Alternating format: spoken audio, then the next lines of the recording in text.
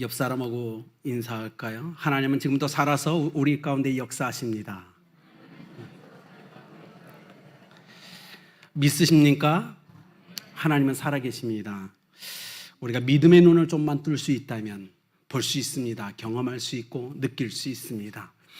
오늘 말씀을 갖고 좀 같이 나누고자 합니다. 여러분 어린이들 잘 경험해 보셨지만 아이들은 어른들 잘 따라하죠. 흉내내지 않습니까? 집안에서도 엄마가 막 그러면 괜히 앞치마 입고 뭔가 해보려고 그죠? 어린이들은 항상 어른들이 하는 말투나 행위를 보고서 그렇게 습득해가면서 성장하는 것 같아요. 유치원 선생님이 아이들을 이제 이렇게 교육할 때 이렇게 질문했어요. 어른들이 선물을 주면 뭐라고 해야 될까요? 라고 질문하면서 끝에 뭐뭐뭐니다라고 대답하면 되죠? 하고 물어봤어요. 한 친구가 유치원 한 친구가 손을 들더니 감사합니다입니다 하는 거예요. 선생님이 너무 잘했다고. 또 없을까요? 했더니 두 번째 친구가 손을 들고 얘기합니다. 고맙습니다입니다. 너무 잘했어요. 자, 다른 친구 없을까요? 했더니 세 번째 친구가 유치원 어린이가 손을 들고 얘기합니다. 선생님을 향해서 뭘 이런 걸 다 누구한테 배웠죠? 엄마한테 배웠어요. 여러분 이런 자녀가 있으십니까? 우리 교회 깍공부, 유치부, 유초동부 너무 귀엽지 않나요? 근데 오늘 보니까 여기 사람들이라고 기록되어 있지만 아마 부모님들이 자기의 어린아이를 데리고 예수님께 나왔던 것 같아요. 그렇죠? 그랬더니 생각지도 않은 일이 일어납니다. 제자들이 그 앞을 가로막더니 어린아이들을 꾸짖었어요. 그 일이 갑자기 일어난 거예요. 내 자녀가 예수님께 나가는데 생각지도 못한 제자들이 가로막더니 자녀들을 꾸짖었어요. 신앙의 벽이 생긴 거예요. 더 이상 주님께 나갈 수 없는 일이 일어났습니다. 그것도 그렇게 믿었던 제자들이 그 앞길을 막았어요. 우리 신앙생활을 하다 보면 신앙의 벽이 항상 존재합니다. 때로는 믿는 사람, 생각지도 않은 사람이 우리의 신앙을 방해해요. 어떤 때는 믿지 않는 사람들이 우리 신앙을 방해하고 우리가 예수님께 가는 길들을 막아버립니다. 그리고 환경적인 어떤 상황이 있을 수도 있습니다. 저도 선교 사역을 하다 보니까 매년 1년씩 비자를 연장하려고 중국 이제 공항국에 가서 인터뷰를 했어요. 인터뷰를 할 때 항상 하는 첫 번째 말이 뭐냐면 선교 사역하면 안 돼, 종교 집회하면 안 돼. 이게 첫 번째 말이었어요. 그러니까 종교적인 어떤 면에서는 탄압이죠. 자유를 빼앗아가는. 근데 그때 그들이 이제 협박 아닌 협박을 하죠. 만약에 종교 활동하다가 선교 활동하다가 잡히면 추방당하거나 감옥 보낼 거라고 막 협박을 해요. 중요한 건 뭐냐면 매년 인터뷰 갈 때마다 그게 스트레스인 거예요. 아무리 담대할지라도 매년 그 얘기를 들으니까 이게 거슬러요. 때로는 주춤합니다. 사랑하는 성도님 여러분, 우리 자녀들의 신앙에 어쩌면 우리의 신앙에 어떤 신앙의 벽이 있다면 우리는 그걸 허물어뜨려야 됩니다. 그걸 이길 수 있는 믿음이 우리 가운데 있어야 돼요. 오늘 말씀을 통해서 그것을 얘기하죠. 그런데 문제는 뭐예요? 제자들이 어린아이들 앞을 가로막고 꾸짖는데 예수님의 반응이 뭐였죠? 뭐라고 하셨어요? 네, 하셨어요? 근데 어떻게 했냐면 예수님이 가만히 보고 있다가 제자들한테 화를 냈다고 얘기했어요. 14절에 보세요. 예수께서 보시고 노하시어. 재밌죠? 제자들은 아마도 스승인 예수님을 배려한 게 아니었을까요? 그럼에도 불구하고 예수님이 화낼 정도로, 분노할 정도로, 노할 정도로 제자들에게 뭐라고 했다는 건 뭐예요? 어린아이들이 예수님께 앞으로 나가는 그 일을 막았던 그 일이 결코 작은 일이 아니었다는 걸 우리 알아요. 왜냐면 우리가 보면 별거 아니잖아요. 비켜 오라고 하면 될 걸 예수님이 화내고 계세요. 엄청나게. 그러니까 이건 뭐예요? 제자들이 실수를 했는데 아주 큰 잘못을 했다는 걸 우리가 알 수 있어요. 그래서 오늘 말씀을 한번 보면 제자들이 예수님을 버리고 도망갔어 다시 돌아왔을 때나 예수님이 십자가에 못 박힐 때도 예수님은 화를 내지 않으셨어요. 그런데 유독 오늘 어린이들이 예수님께 나오는 그 앞을 가로막았던 제자들을 향하여 엄청나게 분노하고 계세요.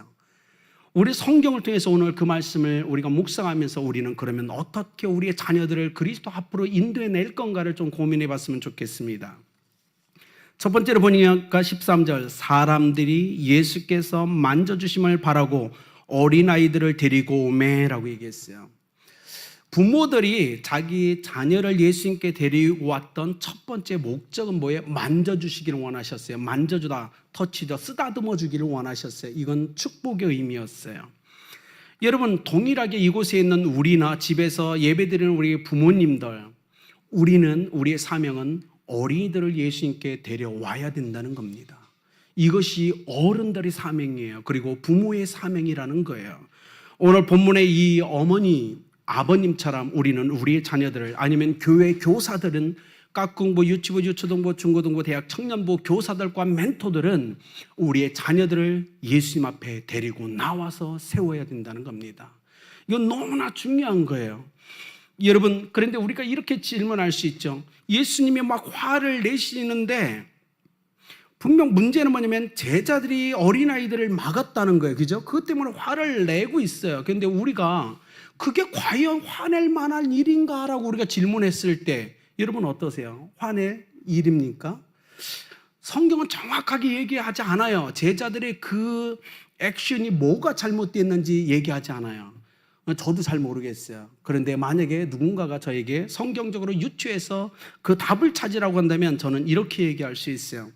여러분 9장 36, 37절 바로 앞장에서 어떤 일이 있으냐면 예수님이 어린아이를 데리고 제자들 앞에 세웁니다. 그리고 뭐라고 얘기하냐면 누구든지 내 이름으로 이런 어린 하나를 영접하면 곧 나를 영접함이고 나를 영접하면 나를 영접함이 아니라 나를 보내신 이를 영접함이니라고 교훈하셨어요. 그죠? 그 바로 앞에서 어린이 한 영혼에 대한 중요성을 예수님이 교훈하셨다고요. 근데 지금 제자들은 뭘 보고 있죠? 한 영혼을 보는 게 아니고 단순한 한 어린아이로 그들을 바라보고 취급했다는 거예요. 거기서 예수님이 우리가 얘기하는 뚜껑이 열린 거예요. 예수님이 지금 뭐 하셨냐면 가르치고 있었어요. 하늘나라 천국 복음을 가르치면서 귀신 들린 자 물리치고 병든 자 치유하고 계셨어요. 제자들 보기엔 예수님이 너무 피곤하셨고 바쁘셨어요. 그래서 뭐예요? 귀찮게 하는 어린아이들 떼어내려고 했던 거예요. 근데 예수님의 말씀은 그게 아니었죠. 그죠? 그게 아니에요. 제자들이 아이들을 향하여 애들은 가라고 내어쫓을 때 예수님이 뭐라고 얘기하냐면 이렇게 얘기하는 거예요. 나와 어린아이들의 이 사이에 끼어들지 말라고 얘기하는 거예요. 나에게 나온 이 어린아이들을 떼어내지 말라고 얘기하는 겁니다. 이 땅의 모든 사람은 예수님께 나가야 돼요. 그렇죠? 예수님을 만나야 되고 예수님의 터치하심을 경험해야 돼요. 그걸 막는 것, 그것이 어마어마한 죄라고 우리에게 얘기하는 거예요. 어쩌면 우리가 예수 믿지만 크리스찬 부모가 우리 자녀들을 예수님께 나가는 걸 방해할 때가 있다는 겁니다. 아이는 교회 가고 싶은데 끝까지 데리고 놀러 가시죠. 저 안에 데리고 놀러 가죠. 중요한 건 뭐냐면 오늘 그 얘기 하는 거예요. 내게 누구든지 나오고자 하는 그를 가로막지 말라라고 얘기하는 겁니다. 그것이 일지라도. 왜냐하면 어린아이도 생명이 있는 존재의 한 영혼의 가치를 소유한 자입니다. 예수님은 단순히 지금 한 어린아이를 보지 않고 있어요. 한 영혼을 보는 거예요. 근데 제자들은 한 어린아이를 보고 있는 거예요. 여기서 갈립니다. 그러니 예수님의 마음이 얼마나 아프셨을까요? 예수님이 이 땅에 오신 1차적 목적은 귀신 내쫓는 거 아니었어요. 병자를 치유하는 게 아니라고요. 예수님이 이 땅에 오신 첫 번째 목적은 영혼을 구원하는 거예요. 그것이 나이가 많은 사람이든 적은 사람이든 상관없이, 아픈 사람이든 건강한 사람이든 상관없이 예수님의 1차적 목적은 한 영혼을 구원하기 위한 거라는 사실을 우리는 기억해야 돼요. 그런데 제자들은 그걸 몰랐어요. 까먹었어요. 아픈 사람이 먼저라고 생각을 했어요. 아니요. 어른들이 먼저라고 생각했어요. 아니요. 예수님은 그렇게 안 보셨어요. 어린아이가 아니에요. 한 영혼이에요. 그 영혼을 보라고 얘기하는 거예요. 그가 나에게 나오는 걸 막지 말라고 얘기하는 거예요. 왜? 그도 구원받아야 될 영혼이니까. 어른들이 우리가 실수하는 게 그거예요. 우리 깍공부, 유치부, 유초등부 귀엽지 않나요? 그러나 기억하십시오. 하나님의 눈에 그도 나와 똑같은 생명을 가진 한 존재라는 사실을. 그래서 우리는 실수할 때가 많아요. 아니요, 그렇게 하면 안 됩니다. 주님이 똑같은 가치로 보셨던 것처럼 우리도 우리의 아이들을 그렇게 바라봐 줘야 된다는 거예요. 그럴 때 그들을 주님 앞에 세울 수 있습니다. 여기 보십시오. 우리의 책임에 대해서 분명하게 얘기합니다. 어른들의 책임은 어린이들을 예수님께 인도해 내는 겁니다.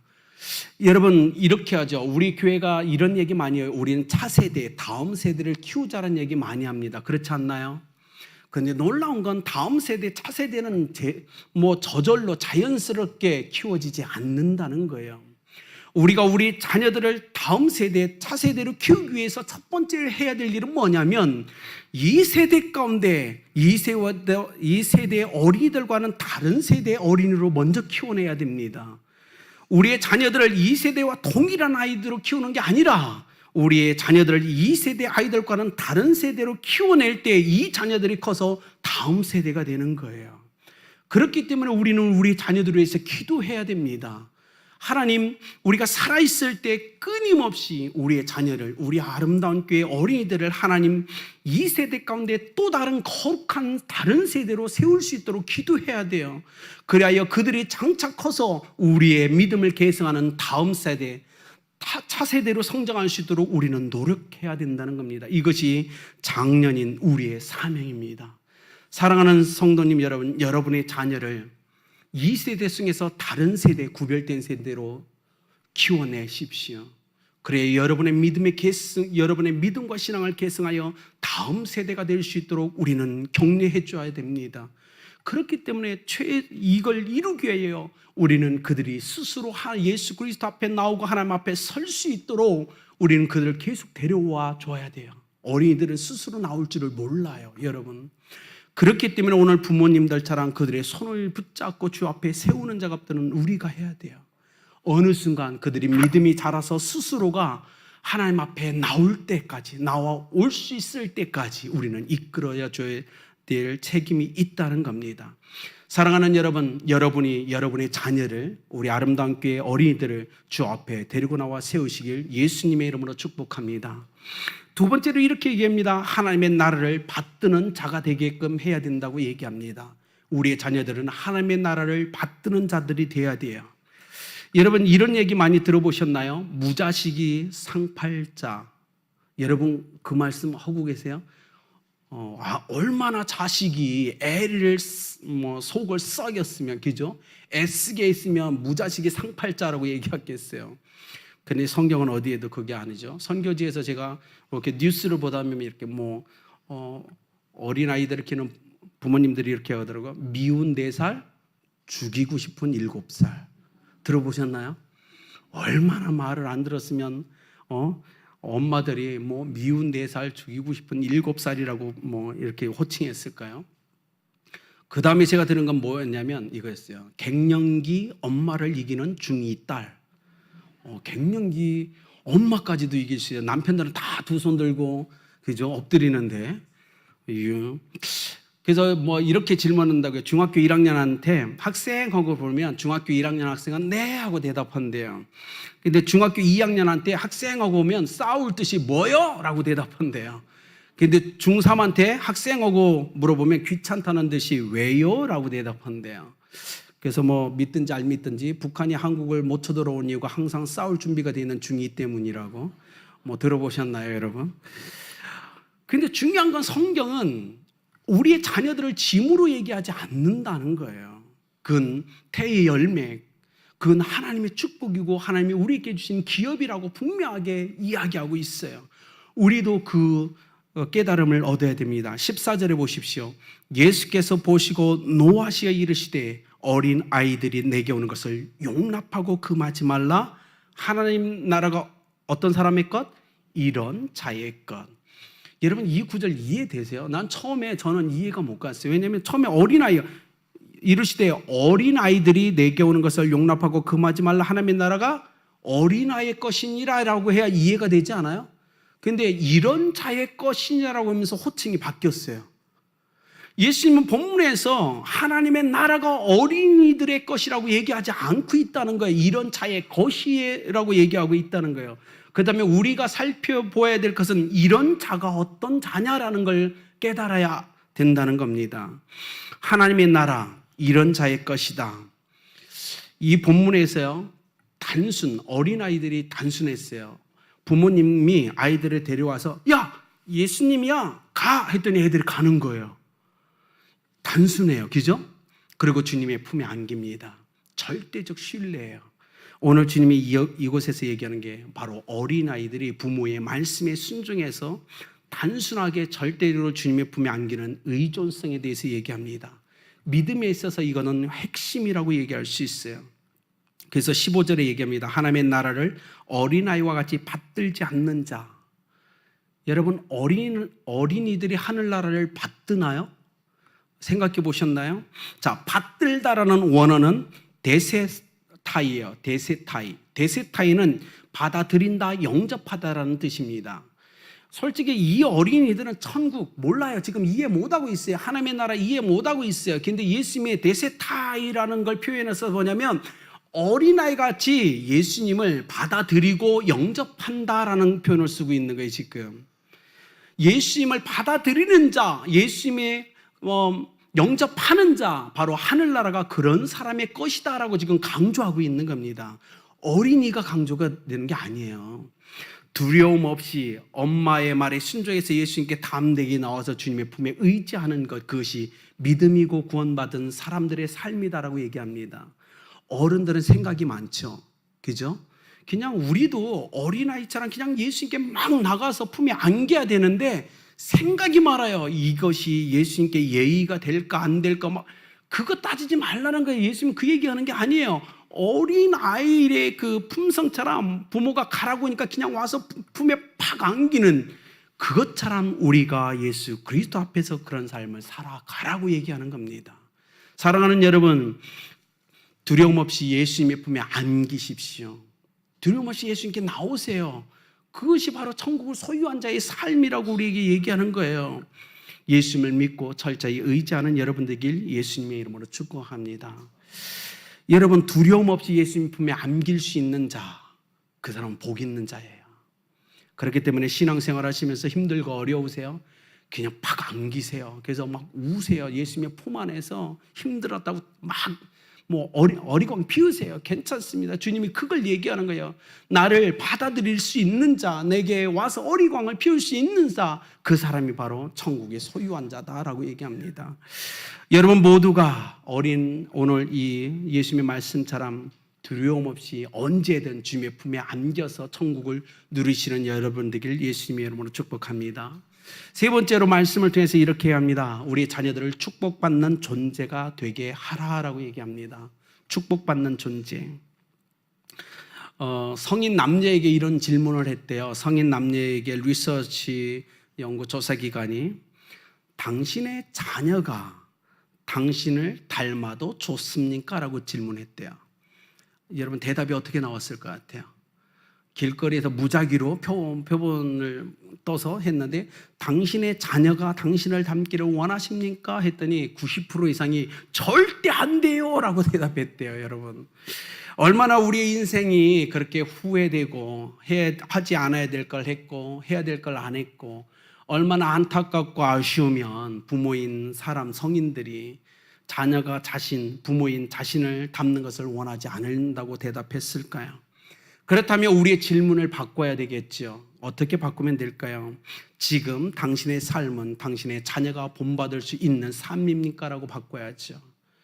우리가 지금 나의 삶을 자녀가 본받기를 원하지 않기 때문에 이제는 우리의 삶이 바뀌어야 되는 거 아닌가요? 부모의 삶이 바뀌어야죠. 그래서 자녀가 이제는 닮고 싶다라는 고백을 해야죠. 그걸 하기 위해서는 우리가 바뀌어야 됩니다. 부모 세대가 바뀌어야 돼요. 우리가 바뀌어야만이 자녀들이 우리를 본받고 싶어 할 거예요. 그 성경이 얘기하는 거죠. 여러분 자녀들을 정말 축복받는 존재로 세워가고 계십니까? 제가 선교사일 때 우리 선민이가 이제 중국 학교를 다니다 학교에서 연락이 왔어요. MK 국제학교를 받아주겠대요. 근데 가려고 하니까 너무 비싼 거예요. 선교사로서는 감당이 안 되는 거예요. 그 돈이. 그래서 인터뷰하고 다 통과됐다고 해서 왔는데 학비를 보니까 너무 비싸서 인터뷰를 신청했어요. 그래서 담당자를 만나서 이거 너무 비싸서 우리 선교사로서 감당이 안 된다고. 그러면서 우리가 팀 사역을 해서 지금 어떤 사역에서 선교 사역에 돈이 많이 필요해서 아이 학비에 대해서는 우리가 그만큼 여유가 없다 했더니 그 담당자가 저보고 딱 그러는 거예요. 하나님이 당신에게 선교비로 준 것 중에 일부는 자녀 교육비입니다. 딱 그러는 거예요. 말도 안 돼요. 저는 그랬거든요. 아니, 모든 게 하나님의 사역을 위한 선교비지 무슨, 그랬더니 그 확실히 사고가 달라요, 우리랑. 하나님이 한국교회를 통해서 당신에게 주는 선교비 중에 일부는 자녀 교육비로 하나님이 주신 겁니다. 라고 얘기하는 거예요. 정말 창피하더라고요. 그래서 기도하고 제가 결정을 했지만, 사랑하는 여러분, 우리는 우리의 자녀들이 정말 축복받던 존재로 인생을 살 수 있도록 우리가 배려해야 된다는 거예요. 그렇지 않습니까? 하나님이 이 땅에 우리에게 두 가지 가장 중요한 기관을 만들어 주셨죠. 가정과 교회입니다. 여러분, 예수님이, 우리 하나님이 가정을 어떻게 세우주셨는지 생각나십니까? 아담의 몸을 찢으셨어요.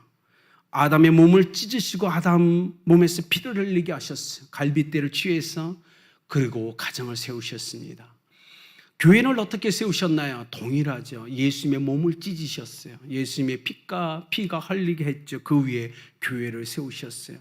가정과 교회는 하나님 앞에서 가장 소중한 존재임을 우리는 믿어야 돼요.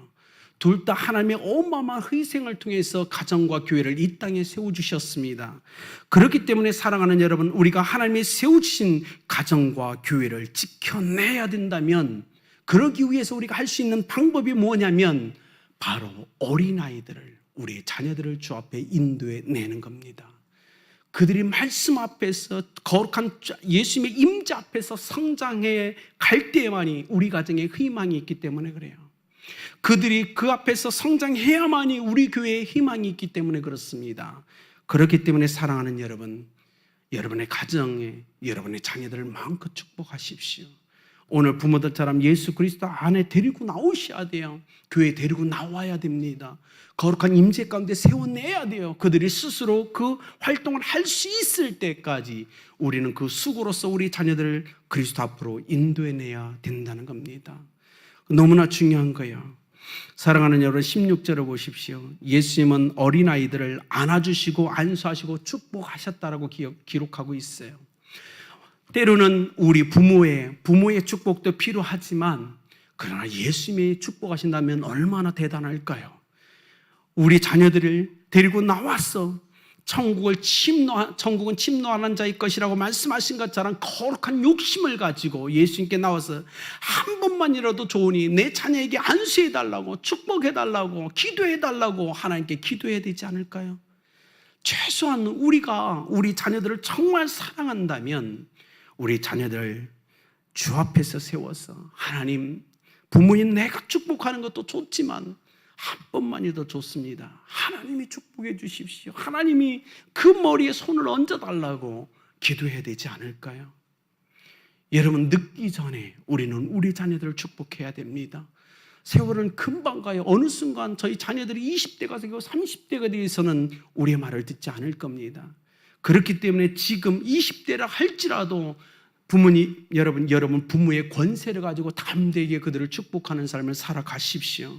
세계 최고의 석유 왕이었던 록펠러, 그에게 기자가 다가와서 이렇게 얘기합니다. 당신이 세계 최고의 부자가 될 수 있었던 비결은 무엇입니까? 그때 록펠러가 이렇게 얘기하죠. 어머니로부터 받았던 신앙의 유산, 그 신앙의 유산이 나를 세계 최고의 갑부로 만들었습니다. 그리고는 그가 이렇게 얘기했죠. 첫 번째로, 하나님을 친아버지로 섬겨라 라고 가르쳤어요. 록펠러의 어머니는 그 자녀에게 하나님을 친아버지로 섬겨라, 그분이 너의 아버지가 되어야만이 역사는 일어난다는 걸 철저하게 가르쳤어요. 두 번째로, 목사님을 하나님 다음으로 잘 섬겨라 라고 얘기했어요. 왜냐하면 신앙은요, 목사님하고 관계가 가까울수록 신앙이 멋지게 성장한다는 거예요. 빠르게 성장한다는 거예요. 그리고 더 기쁘게 성장한다는 겁니다. 세 번째로, 주일 예배는 본교에서 드려라. 예배를 무조건 빠지지 마라. 예배는 지켜내야 된다고 가르쳤어요. 네 번째, 오른쪽 주머니에는 항상 11조 주머니로 사용하라라고 가르쳤어요. 하나님께 드릴 11조를 철저히 잊지 말아라라고 얘기합니다. 다섯 번째는, 아무도 원수를 만들지 말라라고 얘기해요. 왜냐하면 원수를 만들 때 장차 내가 더 큰 사람이 되어야 되는데 그들이 저희 발목을 잡기 때문에 그래요. 여섯 번째, 아침에 목표를 세우고 기도하라. 우리 자녀들의 아침, 하루를 살아갈 때 목표가 없을 때가 많죠. 그래서 록펠러 어머니는 얘기했어요. 매일 아침 목표를 세워라. 그리고 그 목표를 위해 기도하고 삶을 살아가라. 7번째, 저녁에 잠자리에 들기 전에 반성하며 기도하라. 하루 동안 내가 얼마나 주님과 동행했는지, 어떻게 내가 그 목표를 이루기 위해 주님을 붙들고 살았는지 반성하며 기도하라. 8번째, 아침에는 꼭 말씀을 읽어라. 큐티 생활하라는 거예요. 그리고 그 말씀 붙잡고 하루를 살아내라고 했습니다. 9번째, 남을 도울 수 있으면 힘껏 도우라. 할 수 있는 한 다른 사람을 돕는 인생을 살아가라. 10번째, 예배 시간에는 항상 앞에 앉으라라고 가르쳤어요. 여러분은 어떤 신앙의 유산을 여러분 자녀에게 물려주시겠습니까? 우리는 기도해야죠. 어쩌면 우리 자녀들이 이렇게만 성장할 수 있다면 얼마나 행복한 인생을 걸어갈까요? 미국 초대 대통령 조지 워싱턴이 어머니 생일날 각국의 대사들을 불러다가 생일잔치를 해줬어요. 프랑스 대사가 조지 워싱턴의 어머니에게 이렇게 질문합니다. 당신은 어떻게 아들을 저렇게 훌륭하게 키우셨습니까? 그때 조지 워싱턴의 어머니가 나는 내 아들이 어려서부터 하나님의 말씀을 순종하고 교회를 떠나지 말라고만 가르쳤어요. 여러분, 그렇죠. 우리 자녀들을 그렇게 키워내는 게 중요하지 않을까요? 저희 아들이 올해 22살이에요. 선민이. 이제 징그럽게 많이 컸죠. 근데 이제 제가 어쨌든 신앙의 영향력을 좀 주려고 최근에 그랬어요. 너 있잖아. 어쨌든 돈 벌면 첫 번째는 100% 다 하나님께 헌금해야 돼.